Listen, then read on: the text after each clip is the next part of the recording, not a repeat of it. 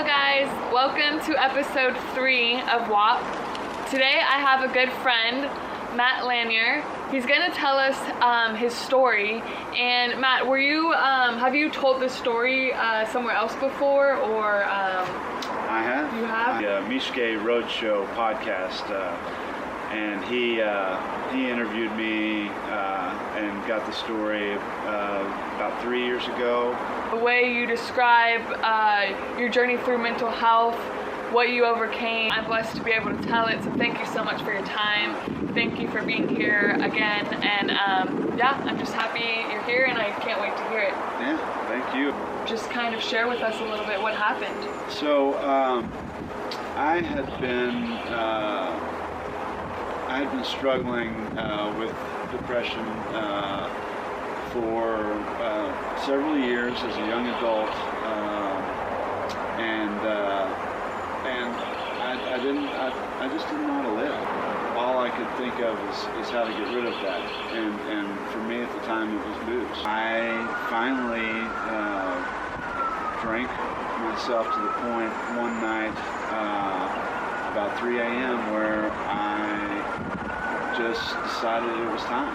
I needed to go. And ended up somehow in Del Rio.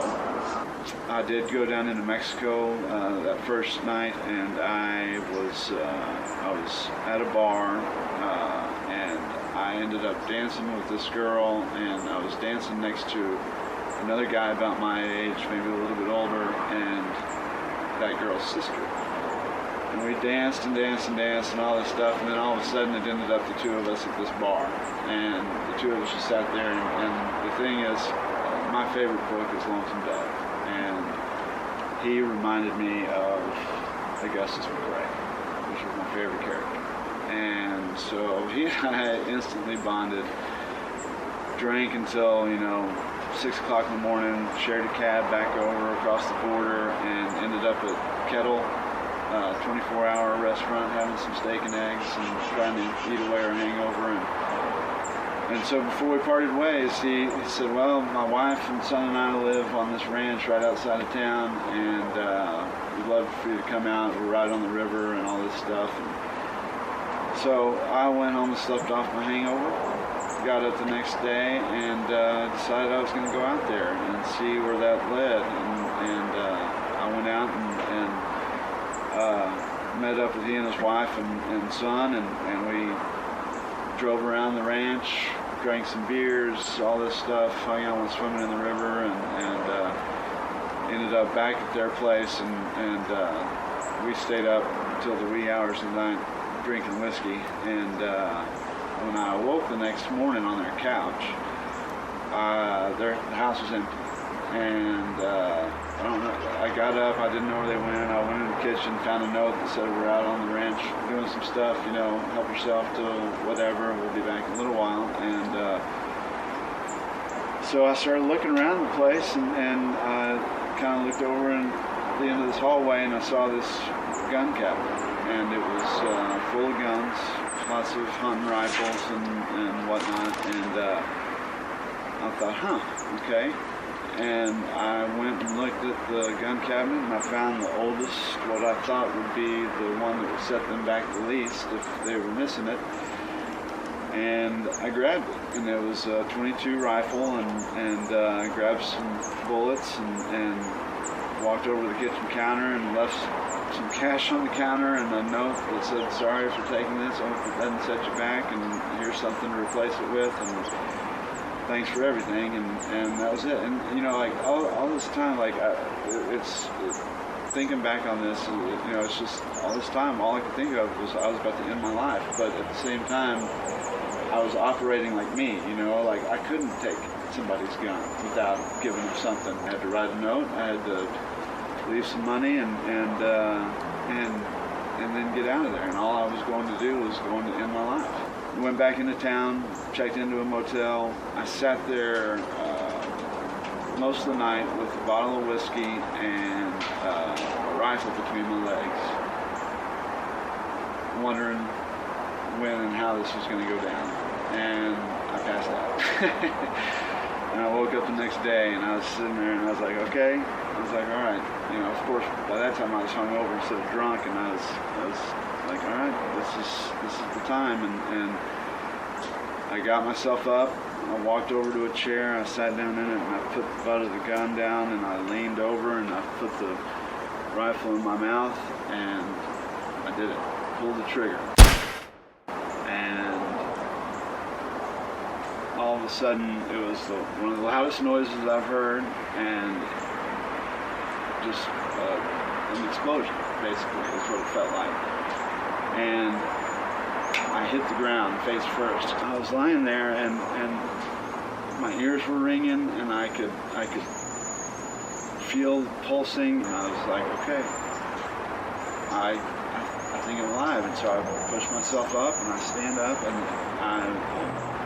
I thought for a second maybe it misfired or didn't go through it, but I walked into the bathroom, and I saw myself, and I was just bleeding all over the place, trying to figure it out, trying to figure out what's going on. I can't possibly still be alive. I just shot myself, and so I just all of a sudden I thought, okay, gunshot went off, so somebody's going to be coming looking for the sound, and I went and grabbed my pair of jeans, and I stuck the rifle in my jeans and wrapped it up and changed shirts real quick and lightened myself up as fast as I could, and went down, got out of the motel, went and got my car, and just started driving out of town. And at that time, I was looking for the place where I was going to do this again, because obviously I had something gone wrong, I had missed or something. And but I was still in that darkness, and there was no other way out. And so I drove around, and I was looking for the spot, and I would pull over off the side of the road whenever there wasn't anybody coming, and I would try to get far enough off the side of the road where I wasn't, somebody wasn't going to come over, and the wrong person wasn't going to come over and find me. I don't know, but every time I would get the gun ready and start to do it again, cars would start coming, or I'd hear something, and it would spook me, and then I would drive a little bit further, and I did that for a little while, and I finally got to where I was driving down Highway 90, and I saw this scenic overlook, the entrance to one, off the side of the highway, and I saw these orange barrels blocking off the entrance. It was late in the day, I didn't see anybody up there, and so I just U-turned, and I went over there and I moved one of the barrels enough so I could drive through and go up the road to the scenic overlook. And I got out there, and there was nobody there, and I parked the car out of the way, kind of hidden a little bit, so that I don't know what was going through my mind, why that was part of my thought process, but I just didn't want to be anybody's way. So I parked, I got out, I grabbed the gun, and I started hiking off a little bit, and it was this beautiful spot looking over the Rio Grande River, and I didn't notice this at first. I was just trying to get to an out-of-way spot, and I found this little trail that took me to this rock, and it was a giant rock, and I walked around it, and I just sat down, and that was going to be it. And I sat down, I had my back up against the rock, and I was just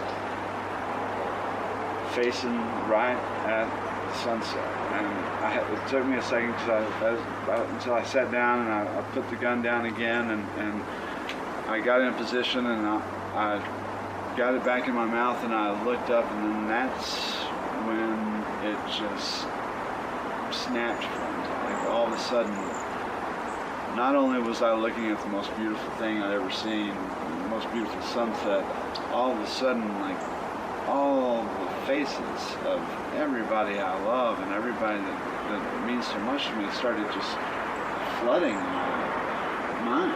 I just, all of a sudden, I was seeing my mom and my brothers and sisters and my dad and all those that I genuinely just care so much about, and I'm so lucky to have in my life, and I felt all their love. All of a sudden, it was just like I was overwhelmed. I was seeing this beauty and this, every sense, every emotional, good feeling came rushing back, and it was just the feeling of being loved and the feeling of a reason, wanting to be alive all of a sudden.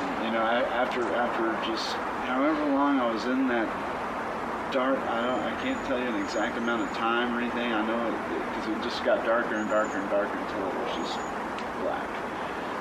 And all of a sudden I was out of it. When I saw that, it just reminded me of all the things that I'm so fortunate to get to experience in this life. It made me want to live instead of thinking I had to die. And all of a sudden, whenever this came rushing back and I was seeing what I was seeing, I kind of looked down at myself for the first time that day, for real, and saw myself, and I saw this gun between my legs, and I saw all this blood on my clothes, and I just, it kind of freaked me out for a second. I was just like, what the hell am I doing? What is this? And up until that point, everything just felt that's exactly what I was supposed to be doing.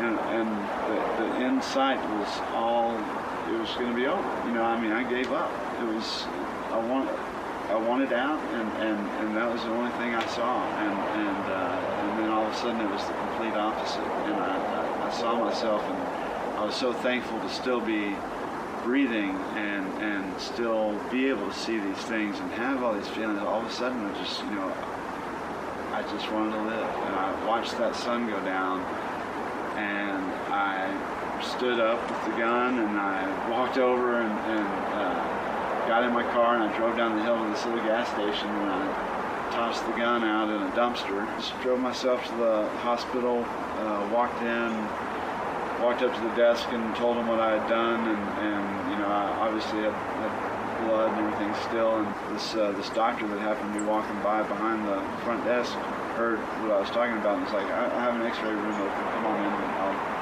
get started on you while they're doing your paperwork and stuff.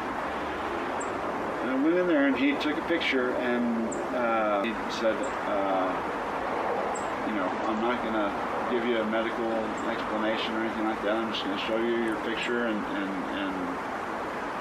you definitely have, somebody looking after you, because the way the bullet went in, and it went straight up through the roof of my mouth, and there's nothing here that really should have kept it from just going straight up into my brain or through my brain, but for some reason it stopped short, and it took a path this way, and then it took a path up this way, and ended up in a sinus cavity. I lost a lot of blood, and they had to keep me overnight in the hospital and gave me some blood, and I woke up to one of my brothers standing next to the bed, and he said,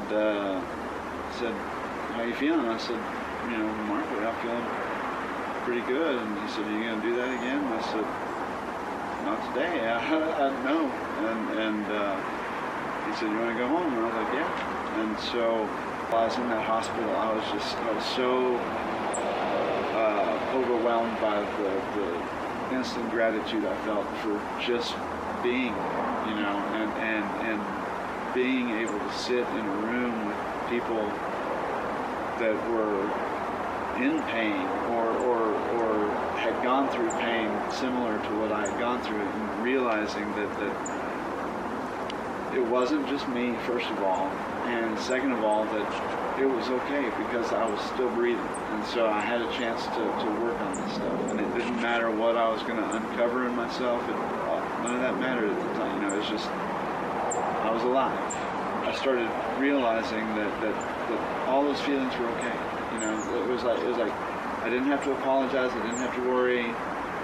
Like I wasn't gonna be too much of a burden on a friend or a family member if I told them that I was sad about something. A big part of my depression was my dad was really struggling with his own mental health and his own addiction, and I put it on me. I was going to be the one that was going to fix him, and I couldn't. I learned the hard way. It's like I felt like I was like in this deep well, and I was like holding onto the walls as much as I could. the combination was enough, and it was too much, and I fell, and I let go. And I got to the bottom of that well because I'd never experienced anything so dark. I'd never experienced that feeling of entrapment. You know, I mean, I was trapped. I had no way out that I could possibly see, and I had to end it. This life opened me up in this way, and I'm very, very thankful and grateful for it. So I also can relate with feeling like a burden, not wanting to talk about feelings. I always thought, you know, like it's just a negative thing or negative energy and you don't want to spread it. But, you know, obviously with me telling my story about my arm, you know, it was the case of me not telling people and me not opening up about how I really felt. And knowing that, you know, in fact, I'm not a burden. We all go through things in our head. That's usually a lie, but like we just need to process it. We need to talk to our friends, talk to our significant other if you have one, and just share with them how we're feeling, so we can, you know, heal and get past that darkness. Knowing that truly you are not a burden. I still have feelings like that, like where like I feel like if I share something I'll be a burden, but like I talk myself through it, and because it's okay to feel that way too. That's you know, to me that's part of human nature. I am imperfect, and I'm going to continue to be imperfect, but I'm always working on it, and that's what I'm so thankful for this whole thing, is that I'm constantly in a work. I'm a work in progress, you know, like one day at a time, one moment at a time. Exactly. And you said you haven't drank since November 11th, 2004. I got to the point where I just realized that I didn't have control. I could not control myself with alcohol, and I didn't want to live that way. And I get to witness these amazing experiences with other human beings on a regular basis that definitely fill me with what would be a sense of purpose. I get to help people a lot. I really want to say thank you so much. I wanted to also ask you one more question. Looking back on everything, maybe like, what would you tell your maybe 20 to 25-year-old self? I have a number of things I would say, but to keep it simple and brief, I don't be so stubborn. It's okay to talk about your feelings, and even if it seems like a downer or seems, you know, like whatever, just don't worry, just get it out. You know, like the biggest thing that's taught me, and one of the biggest tools I used early on in this is journaling. You know, and it didn't have to be about anything. It was just what was going on in here. I was writing down, and I could go back and read it later and try to see, you know, but I had to get it out. You know, like thoughts and certain feelings and stuff like that. I had gone so long keeping everything bottled up, keeping everything away from everybody and everything like that, being worried that I was going to embarrass myself or whatever, you know, but getting those out. That's what I would tell my younger self is all those feelings that you're so worried about before, even if, you know, you're worried about sharing them with somebody else, just get them out to yourself first. And the other, don't drink. I mean, don't drink. Just no matter how, you know, temporarily good it might feel to numb pain with booze, it's not worth it. No, it's not worth it. And you can't please everybody. That's the other thing. Can't please everybody. That's doesn't true. matter how hard you try. It doesn't matter anything. You can't please everybody. Yeah. Wow, well, I again want to thank you so much for your time. That story just touches my heart every time I hear it.